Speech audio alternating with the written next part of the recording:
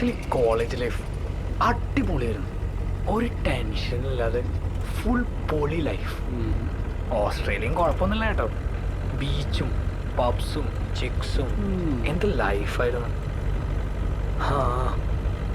അതിൻ്റെ ഇടയിൽ ഈ കല്യാണം വന്നില്ലേ. MBAക്ക് എത്ര പഠിച്ചിട്ടും പരീക്ഷയ്ക്ക് പൊട്ടിക്കഴിഞ്ഞാൽ പഠിച്ചതല്ല വന്നത്, സിലബസ് വേറെ ആയിരുന്നു. എല്ലാവരും ഫെയിലായി എന്നും പറഞ്ഞിട്ട് ഒരു കാര്യമില്ല മോനെ. പൊട്ടിയാ പൊട്ടി, അത്ര തന്നെ. മനസ്സിലായോ? എടാ നീ ഒന്ന് ആഞ്ഞു പരിശ്രമിച്ചാൽ നിനക്ക് ക്ലിയർ ചെയ്യാവുന്നുള്ളൂ ഈ MBA. അതൊക്കെ ശരിയാണ്. പക്ഷെ എത്രയൊക്കെ ശ്രമിച്ചാലും ചിലർക്കൊക്കെ ചിലതേ പറ്റുള്ളൂ ദാസം.